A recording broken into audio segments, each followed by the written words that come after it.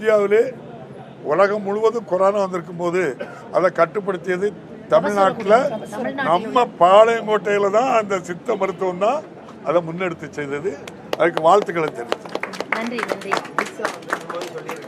அரசியல் கருத்தா இருந்தாலும் இப்போ அவர் பேசக்கூடிய கருத்து மிக முக்கியமானதா இருக்கு.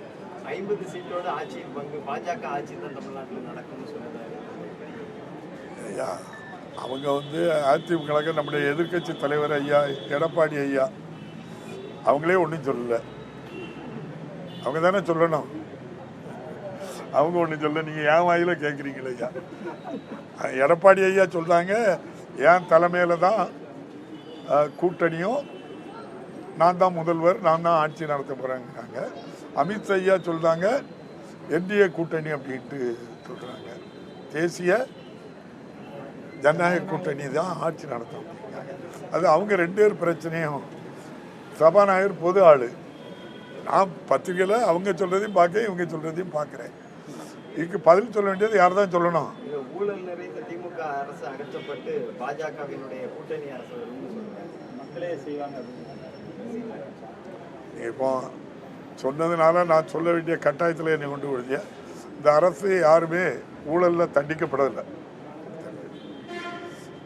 இந்த ஆட்சியில் இருக்கவங்கள யாருக்கும் ஊழல்வாதிகள்னு சொல்லி நீதிமன்றம் என்ன செய்யலை, தண்டிக்கல.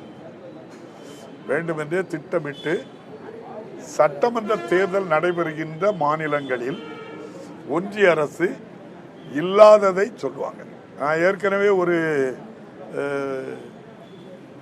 பேட்டியில் கூட நான் உங்களுக்கு சொல்லியிருக்கேன். அப்படி பார்த்தா ஐயா நம்முடைய பாரத பிரதமரோடு ரொம்ப நெருக்கமாக இருக்கிறது அதானி ஐயா. தமிழ்நாட்டுக்கு நிலக்கரி சப்ளை பண்ணல மட்டும் 826 கோடி ரூபா தமிழ்நாடு மின் வாரியத்துக்கு இழப்பு ஏற்பட்டிருக்கு அப்படின்னு சொல்லி யார் சொல்றா? நம்ம சிஏஜி ரிப்போர்ட். அப்ப அதுபடி அவங்களுக்கு இடி நடவடிக்கை எடுக்கல. ஒரு தனிப்பட்ட ஒருவர் மேல இருக்கக்கூடிய ஒரு குற்ற வழக்கு எடுத்து நடவடிக்கை எடுத்தாதான் நீதிமன்றம் அதை கண்டிச்சு நிறுத்தி வச்சிருக்கு. ஒரு டாஸ்மாக் கடையில் 10 ரூபா அதிகமாக விற்றாதுங்கிறது ஒரு தனிப்பட்ட ஒரு நபர் செய்த தவறு.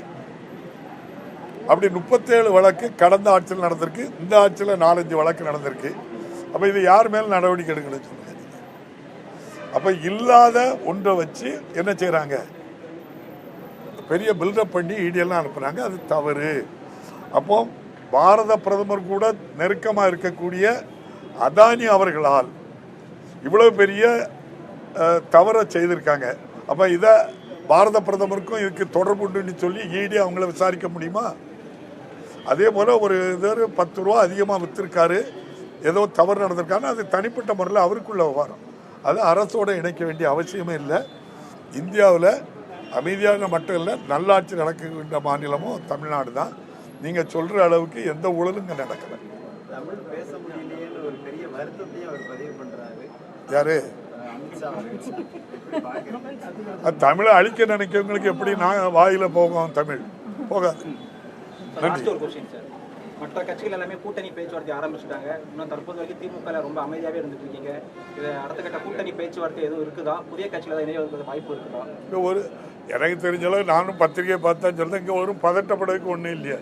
ஏற்கனவே இருக்கின்ற கூட்டணி 7 தேர்தலில் வெற்றி பெற்றிருக்கு, 8வது தேர்தலையும் வெற்றி பெற போறாங்க. அந்த நம்பிக்கையில் அவங்க நிறைகுடமாக இருக்காங்க. புதிய கட்சியில வர வாய்ப்பு அது தலைவர்கிட்ட கேளுங்க. இல்ல மற்ற கட்சிகள்லாம் ஆரம்பிச்சுட்டாங்க கூட்டணி பேச்சுவார்த்தை. இது திமுக பதுங்கிறது பாயிரதுன்னு எடுத்துக்கலாமா? பதுங்கவே செய்யலையே. எல்லாரும் ஏற்கனவே இருந்த 7 முறை ஜெயிச்சவங்களோட டிராவல் பண்றாங்க, 8வது முறையும் ஜெயிக்கிங்க. நன்றி. இந்தியாவில் 10 ஆண்டுகள்ல 29 கோடி பேர் வறுமை கோட்டுகள் இருந்தாங்க. இப்போ 5 கோடி பேராக குறைஞ்சிருச்சு.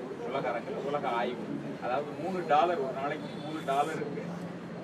அது $3 மட்டும் செலவழிக்கக்கூடிய அளவில் இருக்கிறவங்க கஷ்டப்படுறவங்க அப்படிங்கிற அந்த அளவுகோலில் இருக்குது.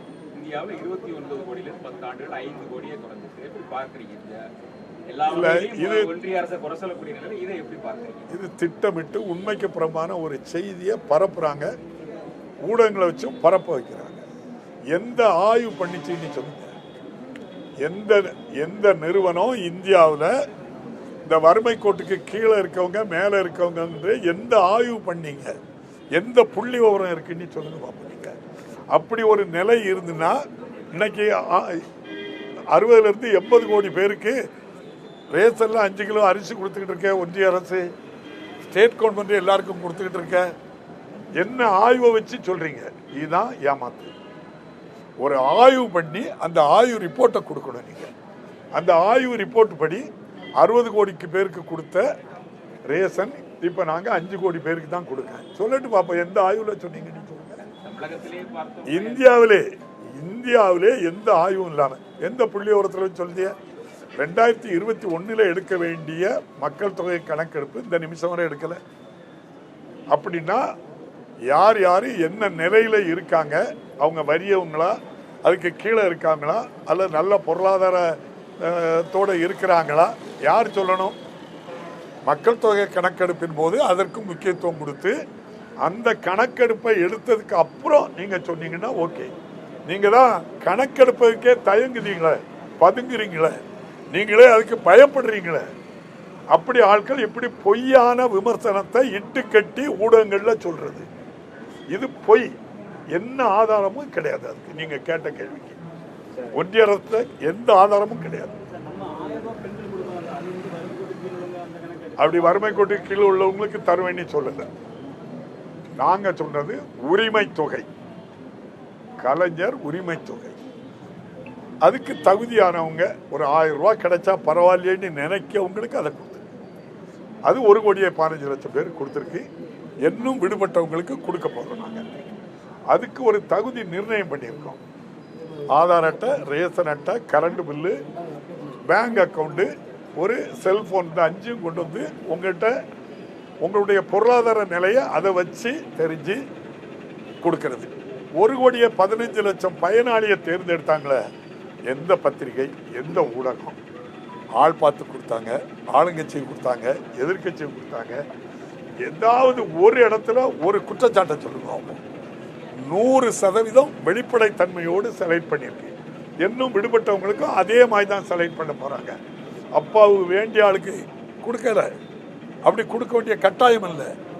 யாருக்கும் விருப்பு இல்லாம கொடுத்துருக்காங்க. அதான் அந்த அரசு, அதான் திராவிட மாடல். நன்றி.